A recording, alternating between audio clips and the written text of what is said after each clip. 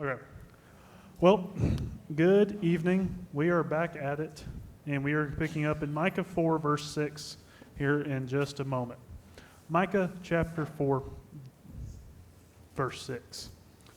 So, we are in this middle chunk of the book where you're dealing with lots of different images. Chapter 4 and 5 kind of overlap on some of these images and what's being discussed. And it's these pictures of salvation and judgment. And that's kind of the context of what we're picking up on, is we're going to take another look at one of these salvation pictures. And so, verse 6 picks up where verse 5 left off and kind of continues to develop the picture. And so, can I get somebody to read verses 6 through 8? 6 through 8.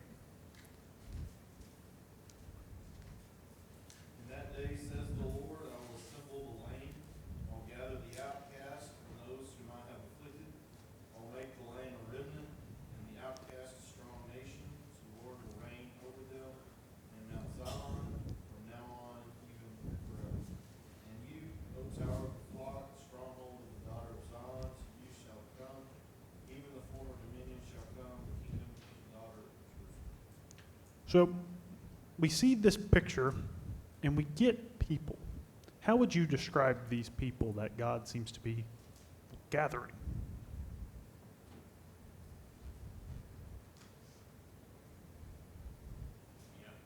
Well, the outcast, the lame, the weak. They're the people suffering. This is a picture of a group of people who have suffered, and particularly in the context in which Micah 4 is written. What did it mean to be, lame or outcast back, like societally speaking? What was your status? Low. Lowest of the low in some respects. I mean, one of the outstanding things about Mephibosheth, I always struggle just to spit that one out, with the David story is one, the relation to Saul, but two, he's lame. He cannot walk. In that society, who cares? That's really the question, because nobody did. That's the outstanding thing. And here we have God doing something very similar, gathering those who are the lowest of society and bringing them in. Gathering them together, bringing those who suffer on so many levels, physically, spiritually, societally, and drawing them into Him, into this kingdom, into His reign. We see God gather the suffering to Himself. And obviously, the suffering in Micah's day eventually becomes Israel and Judah. Right, and we see God bring Judah back from their suffering, their exile in Babylon, and make them a nation again, ultimately setting up the stage for, when He should do it again, with the work of Christ. Because, this image of God ruling over those who have suffered and will suffer, making them strong, making them something different, something more like His image, is actually something, the New Testament talks about a lot. I picked two examples, and we'll look at them. Really, I picked three. We're going to look at a passage from Philippians chapter 1. We won't read through the way through chapter 2, verse 11, but we'll look at the context. And then we're going to pick a couple passages from 1 Peter. So I will take the Philippians passage because I'll know where I want to stop it. But I do encourage you to take that full Philippians passage at some point and read it with this idea in mind. But can I get one of you here in just a moment to take 1 Peter 1, 6 through 12, and then 1 Peter 2, 18 through 25. And while we turn there, I'll go ahead and start with the Philippians 1 passage. So if you're following along with me in Philippians, I'll be in verse 27. Just one thing, as citizens of heaven, live your life worthy of the gospel of Christ. Then whether I come and see you or am absent, I will hear about you, that you are standing firm in one spirit, in one accord, contending together for the faith of the gospel, not being frightened in any way by your opponents, This sign of destruction for them, but for salvation, and this is from God. For it has been granted to you on Christ's behalf, not only to believe him, but also to suffer for him. Since you are engaged in the same struggle that you saw I had, and now hear that I have. So Paul here, in talking to the Philippian church, talks about them suffering. That Christ, this people finding their identity now in him, suffers. That Christ, in gathering his community, has gathered a community that has suffered, is suffering, and will suffer. And mind you, this is Paul writing. And one thing that Paul does a lot of is suffering. I mean, we hear about him being shipwrecked, imprisoned, beaten, scourged, mocked, afflicted, the whole nine. All for the cause of Christ.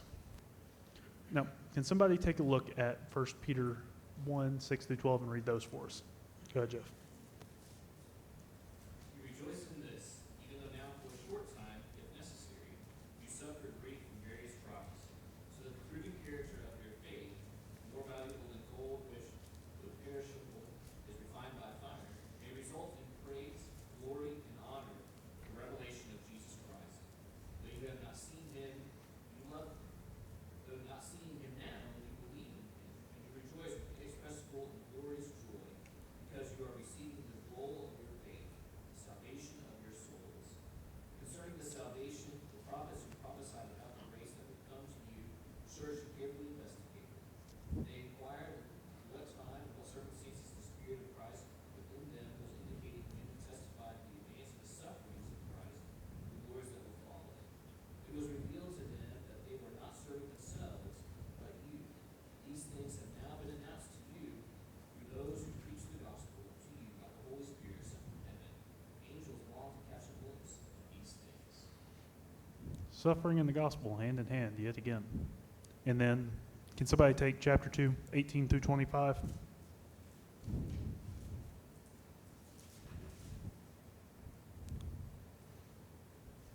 Servants, be submissive to your masters with all respect, not only to those who are good and gentle, but also to those who are unreasonable. For this finds favor if for the sake of conscience toward God a person bears up under sorrows when suffering unjustly. For what credit is there if you sin and are harshly treated, you endure it with patience? But if, when you do what is right and suffer for it, you patiently endure it, this finds favor with God. For you have been called for this purpose, since Christ also suffered for you, leaving you an example for you to follow in his steps, who committed no sin, nor was any deceit found in his mouth. And while being reviled, he did not revile in return, while suffering. He uttered no threats, but kept entrusting himself to him who judges righteously. And he himself bore our sins in his body on the cross, so that we might die to sin and live to righteousness. For by his wounds you were healed. For you were continually straying like sheep, but now you have returned to the shepherd and guardian of your souls. So here, Peter, somebody who has witnessed Christ in the flesh, talking about suffering. You notice the very similar image there that this passage ends on? The shepherd, the guardian of your souls, who you have now found yourself in, identified with, who himself identified with your suffering. He became flesh. He suffered. He suffered on your behalf, even. But by his wounds, you've been healed. God is gathering you to himself to be healed. God is fixing the problem. And he's doing it through Christ. And here I think Micah is touching on the same thing. God is going to fix the issue, the suffering, ultimately. He's going to gather us in. So, okay. Anything before we bump on past 6 through 8? Good reference might be Isaiah 61, verses 1 through 3. It says, "The Spirit of the Lord is upon me, because the Lord has anointed me to bring good news to the afflicted.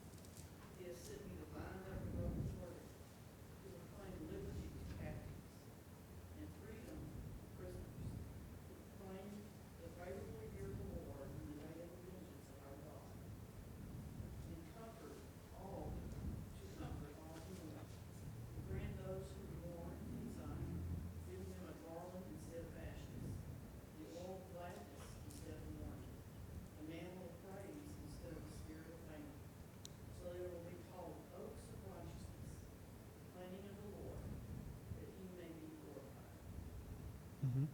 Yeah.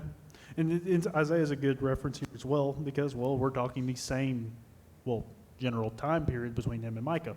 They're occurring at the same time. Actually, they're, well, relatively close in a sense, geographically speaking. So you see the consistent message too. God is going to do something. The suffering will be changed, but it does serve its purpose too. Because the Isaiah passage does a good job here because it ultimately is to glorify him. Because we've all worked on a project, right, with something that was broken. We've all had to take something broken and put it back together, right? And question, do you value that thing a whole lot more when it was whole and perfect in a sense, when it was unbroken? Or do you value it a whole lot more on the other side when you've put the time in, the effort, the work? And it's come back together in not quite the same way, but it's together again. You fixed it. It has suffered, it has been broken, but you've put the time and the effort in to bring it back together. Which one has more value? Which one has more meaning to you? To everything that's happened? I hope you say, well, the second one, right? That's obviously my point. But how much more does salvation mean with broken relationship with God and him doing the work, him putting the time in to fix it? How much more does God mean to you then? If you're what he's fixing, putting back together. Because in this passage we see that, it's physical things described really. But we've touched on it too. It's a societal thing as well. And it can be a spiritual thing. All of it can come together. See, not all of us are lame, right? None of us, we all came in here tonight just fine, really. Maybe with some assistance, maybe with some things like that. But we all suffer in our own ways. We all have ways we suffer physically, mentally, spiritually. We all have struggles. And God is working to fix it. And it's not always easy for us. We're the thing being fixed. If anything, it makes more sense that it's not easy for us. But yet, God is working on our side. If God is for us, who can stand against us? So, any other thoughts on this? Well, if not, we're going to bump on to our next little chunk here. So, Micah 4, and we'll be looking at 9 through 11. 9 through 11. Can I get somebody to read those for me?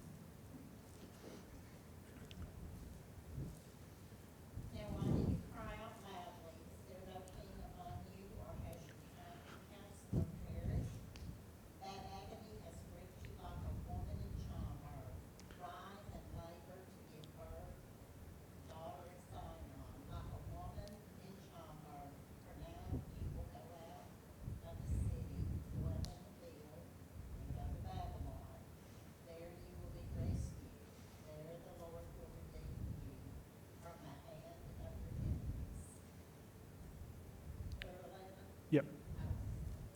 And now many nations have been assembled against you to say, let your deed be polluted, and let our eyes float over Zion.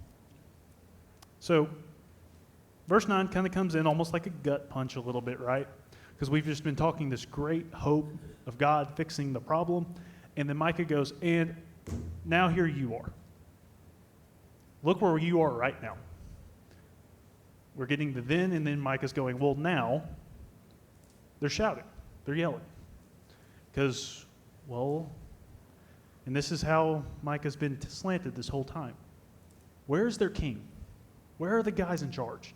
The people who are supposed to be fixing the problem then, and, well, there now, right? Who are their leaders? Where are they? And he tells them, writhe out, cry. Because, well, you're going to leave the city. You're going to go to Babylon. You will be exiled. See, especially as we get into chapters 4 and 5, Micah has this slant on the social level. What your leadership has done for you. what leaders should do, and what you should expect. And it's no different here, even in these images of these great hopes. The entire point in a lot of ways is look at what God is doing as your leader, as your king. Look at your leaders. Desire him, not them. And here he is really making that clear. Look at what was just proclaimed. God gathering the suffering.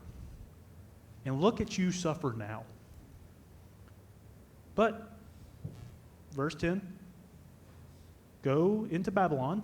There you will be rescued. The Lord will redeem you from the grasp of your enemies. And they've gathered. They've gathered around. It's here. But it's all meant for the redemption. It's all coming to a head.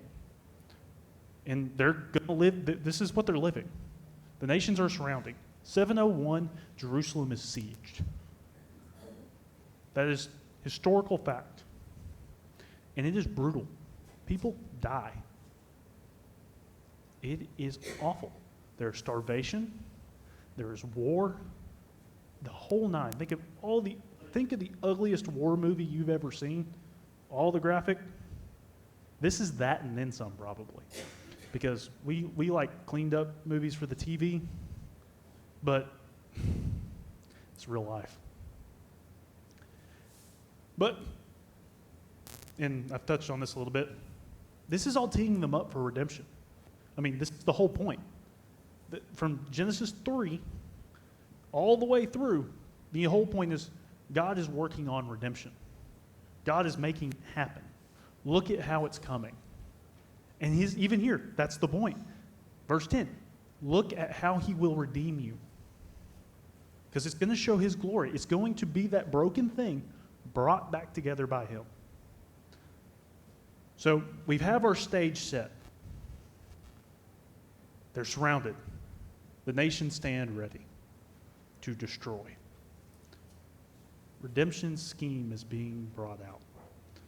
But any comments on this before I hop into the end of chapter 4? Yeah, I was just going to bring up, kind of certain passages in the Bible you see a little bit of God's character, his sense of humor almost here. Just kind of sarcastic there. This, to me, it seems like, why do you cry aloud? Was there no king in your midst? They were the ones that chose to have a king other than letting God be their king, and now it's God's kind of way of saying, let me be your king, why would it be happening to you right now? Yeah, I can definitely see how you can read that as like almost a sarcastic, hey, where's your king? Where's the guy you chose that's not me? Right? And this kind of goes with some of the other images of the minor prophets. It's almost like that ex-boyfriend to the girlfriend who left him, and then he's treating her poorly, right? He's like, hey, how's your other guy? Well, it's not going well, that's for sure. Because where is he at right now? Well, not there with you when you're surrounded. And it's how it's playing out. So yeah, I can definitely see how you read it that way. Ms. Garrett? I was going to bounce back to Isaiah again. It says, both Micah and Isaiah prophesied during the time of Hezekiah and Joel. Mhm. And they say basically the same thing. We kind of emphasize Isaiah because we study it a little bit more. Mhm. But in Isaiah 39:6, Isaiah tells Hezekiah that your descendants will go into battle because you've shown all these gifts. That you let your pride, you built up, you showed everything. So he names Babylon, and then here Micah names Babylon. Mhm. And then in Isaiah 44, verse 28, talks about Cyrus is going to have to return. And then he goes here and says, you will be restored. So there, he says it much shorter, Mhm. single verse, where Isaiah expands on it. Mhm. But I would say Isaiah, they're both probably less than around 120 years prior to that one coming in and taking it. Mhm. So, impressive prophecies. Both. You touch on something there too, with the Babylon reference. We I get into the history just a touch here. But at this point in time, that probably doesn't make a ton of sense on some level, because the big dog in the room isn't Babylon. Actually, in the sense, they're little brother to Assyria, the actual big dog in the room. It makes almost no sense in a way, because at this point, too, Assyria has almost made a comeback. Like, Assyria got really weak and then all of a sudden came back stronger than ever, and then plows through Israel like it's nothing. But now here we are witnessing all of that, and God says, oh, little brother over there, look, you're in for it. You think Assyria is bad? Babylon's right around the corner. Because Babylon too, and this goes early in Genesis even, where you start to get the Babylon image developed. Go look, Genesis 10, Table of Nations, if I remember correctly off rip. That's where Babylon tends to start, actually. You get their descendants, or not descendants, ancestors, other way, there. Get this guy named Nimrod, whose name means rebel in Hebrew. And Babylon, from that point on, is this image of rebellion. And God's saying, hey, Assyria is bad. The rebellion, the nation that is like Rebellion Nation 101 is coming. And, well, you got to witness it. You're going to live it. Well, any other thoughts, comments on this before we hop into verse 12 and 13? Well, I'll read these. Because we teed it up, right? They're coming. The image is set. The picture is here. Redemption is at hand. The nations surround. And then that lovely word God says in verse 12, but they do not know the Lord's intentions or understand his plan. That he has gathered them like sheaves to a threshing floor. Rise and thresh, daughter Zion, for I will make your horns iron and your hooves bronze, so you can crush many peoples. Then you will set apart their plunder for the Lord, their wealth for the Lord of the whole earth. It's a setup. God's almost, in a sense here, stuck them out there like, come get them. They're bait. Come. You're on the outside of this plan. They're on the inside. That's the thing. Israel and Judah are his covenant people. They're on the inside of this plan at the moment. And he set the nations up for judgment, using them. He's concerned about the nations too. And when he sets them up, they come in like a threshing floor. So, question, what is a threshing floor? It's where you crush wheat. That bull, a lot of times they're set up in circles. You have the bull walk that circle over and over and over to crush that wheat, refine it down, keep going. And that's what God has set them up in. He's put the nations in the threshing floor. And he's going to raise Zion up as the bull, or as the oxen, really. And they're going to thresh the nations. Now, obviously, this is a judgment picture for the nations. Because ultimately ends in, they're going to take the plunder of the nations, set it apart for God. There's going to be dedication to him yet again, kind of bringing us back to verse 5 in chapter 4, right? This new dedication. And they're not the insiders. They don't know this plan of redemption that's being set. See, God is setting them up for redemption, not to just, get them back to where they were, but to take them a step forward. Because this is what happens with Christ in a lot of ways. It doesn't look like this where they're just out there stomping the nations. They defeat them in a whole nother way. They are threshed, they are crushed, but they are not crushed under the weight of a sword or a hammer or ox hooves. They're crushed under the weight of the gospel. Truly what happens. Because the gospel brought about by Christ tells the nations, you're wrong. God has come. He's stepped into the world. He's lived and died and resurrected. And you are now just as much involved. What was once an insider conversation has become an everyone conversation. Judgment comes. Israel gets their Messiah, but their Messiah judges the nations too. So, let's see. And to kind of touch on an Old Testament picture with this, it's an image of new conquest, right? When we get to Joshua, you've come out of Deuteronomy, and the entire point is you are about to go take this nation, nations, this land, all of it. I mean, God has literally prepared them for war. I mean, this was all the way back to Exodus 3 with Moses. They finally come to the battle. And this word harem is used. Now, we often translate it, it gets translated a couple different ways, just depends on the context. We often think of it as total destruction because of the book of Joshua. That's why it's most commonly used. But it's something all the more.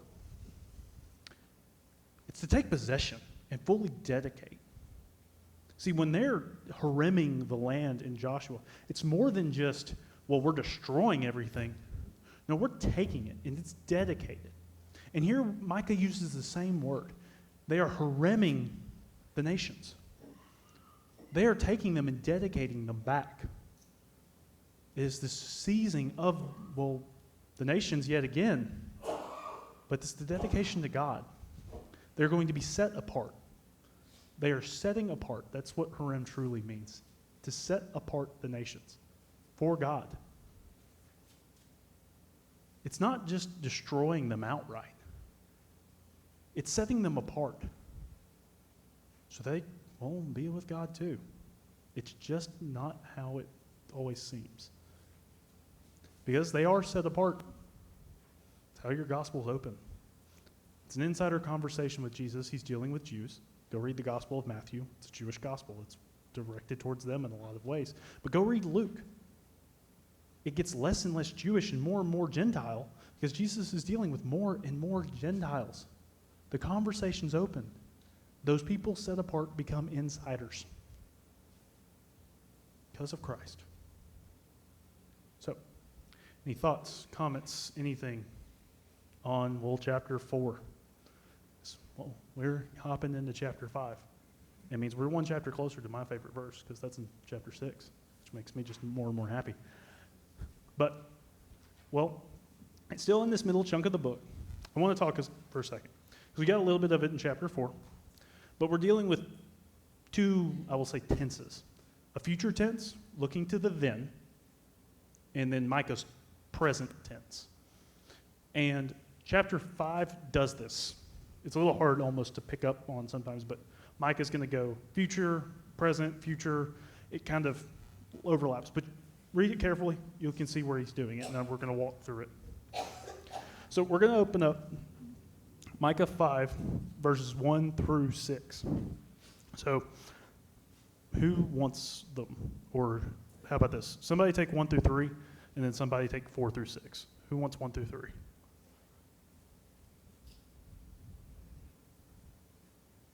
Now gather yourself in truth, O daughter of truth. He has laid siege against us. They will strike the judge of Israel with a rod on the crook. But you, Bethlehem, Ephrath, you are little among the thousands of Judah. And out of you shall come forth to me the one to be the ruler in Israel.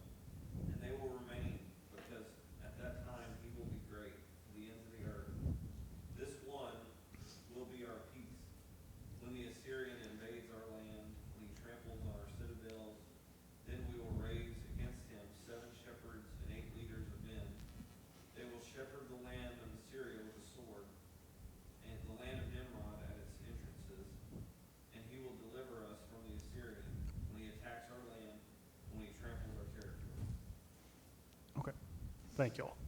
Now, verse 1 opens up kind of picking back up with chapter 4, their present situation. They are under attack. Assyria is coming. They are, well, under siege. And with this presents the problem that must be fixed, right? The people of God under attack. His covenant people being destroyed. And then verses 2 through kind of the start of verse 5 shows the problem, the solution, found in, well, okay, I said that backwards. Shows the solution to the problem of verse 1. And this comes in a way that brings back some other Old Testament passages. But the solution is identified as a Davidic ruler. We kind of already mentioned it, but remember, this whole book is dealing with leadership. And here we have God saying, I'm going to give you a leader. I'm going to give you the guy. Messianic, of course. This is a picture of their Messiah, their coming king. And he's Davidic, which is very important. And we'll talk about the passage that makes that all gel together here in just a little bit. But we're going to walk through this picture because obviously, well, verse 2 opens up pretty strong. Bethlehem, Ephraim. Well, this is a David picture. When you meet David in 1 Samuel 16, where does Samuel go to meet Jesse and his sons? Yeah, they're sheep herdsmen from Bethlehem. And where he anoints David is the fields from Bethlehem. That's where he anoints David. And even in the next chapter where you get the David and Goliath story, when they see David coming to the camp, they say, oh, it's David from Bethlehem. And then obviously, you get to, Matthew, just a few pages over, Jesus is born in Bethlehem. The leaders shall come from where David is from.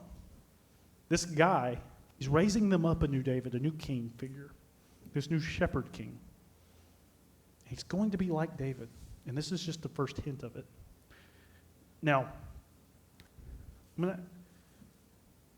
translations kind of take this a different way, but the point is still the same. The end of verse 2, his origin is from antiquity, from ancient times. Some may say eternity, or more like that. Maybe I think I pulled up one translation, like the times of yore. Old times is the point. What is this communicating? Like, what is he talking about? This leader shall be from eternity, past. He is from eternity. If you go to Revelation 1 verse 8, it says, I am the Alpha and the Omega, says the Lord, who is, and who was, and who is to come, the Almighty. I am the I am. Yeah. Exodus 3. John 1, in the beginning was the Word was with God, and the Word was God. That's ultimately, I think, when you get the Christ picture and when Christ makes his claims on who he is, I'm God made flesh. I've been here since the beginning. It's kind of how John opens his gospel. Hey, this guy we're going to talk about the rest of the time in John's gospel, guess what? He's God, and he was God, and he is God. He's been here the whole time. I'm just telling you the story of what he did then. So, interesting little tidbit on that. But verse 3 kind of develops the picture some more. Israel's going to be abandoned, right? Kind of what we talked about last time. Where they're teed up for this story of redemption.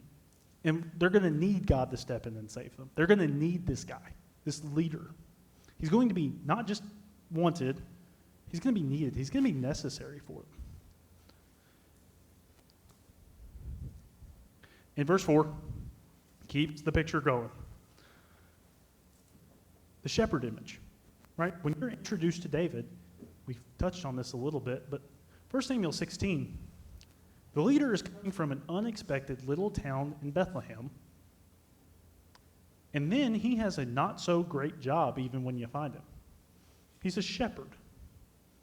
We've touched on this, and I make this point quite a bit when we talk about shepherd images. Shepherds are not your high class, high rolling, get paid a lot of money, have high social status job. It's the opposite. These are day workers. These are guys who aren't making a lot of money working somebody else's stuff just so they can put food in their mouth the next day, but yet they're trusted so much with the other person's flock. They lead that flock, and they're trusted to lead that flock. And when you find the Davidic king, and when you find David, they're shepherds. I mean, think about it. Estimations move on this, but when you get the David picture, you think he's what, 12 or so? Somewhere 12 to 14, let's say? How many of you are trusting a 12 to 14-year-old with livestock on their own? Of any kind. Forget the sheep. Dude, Ryder, I love you. I'm not trusting you with my chickens for a few hours. I think Samantha might kill me. And you're 16. Now think of the trust you had to have in David then. He's a shepherd. I mean, he talks about it. He's out there killing lions and bears. He's a child. But yet he's the responsible shepherd of the flock. Because, mind you, he's the one doing the low man on the totem pole job, and he's the one picked to be king. And Christ, when he is brought into this world, when he takes on human flesh, humbles himself. He humbles himself. I mean, think about it. He is God. He is in the beginning. And he is deciding to make himself flesh. God has a choice there. He can quite literally make himself king on earth. He can just be born into kingship. He can be born as emperor of Rome, to put it in the New Testament context, if he wanted. But what does he choose? A child in Bethlehem. That's what he chooses to become. A middle of nowhere, has to flee to Egypt, and under an occupation in Rome, mind you, it's not a good place to be. And especially not a good place to be if you're a Jew, which he's also born as. But the God of the entire universe, all creation from eternity before us and eternity after us, chose that. And he becomes a shepherd. Yes, not as David is, where he's literally guiding sheep, but he shepherds people. I mean, take the Sermon on the Mount. That is that image of chapter 4, of God taking the suffering and them sitting at his feet. Christ shepherded those people. He taught them. He helped them with the struggles of their lives. I love the Sermon on the Mount. Invitation last week was Sermon on the Mount. The more I dwell with that, the more powerful it becomes. Because you realize what Christ is doing. It's ethic, it's community, it's forgiveness, it's love, it's compassion, it's all these things. And he's teaching it to people who probably don't understand it because they've never really been shown it in a lot of ways. But yet, the God of the entire universe is preaching and teaching to them and doing those very things to them, for them, on their behalf, because he loves them that much. And that is what Micah is trying to get across to his audience. This is what God is after for you. It's not just, oh, he's going to become king and rule over you. It's he is coming to be king on your behalf. He is your advocate. He is your Savior. He is your Lord. And it's not a human leader. It is only a leader that God can be. All right, we are done.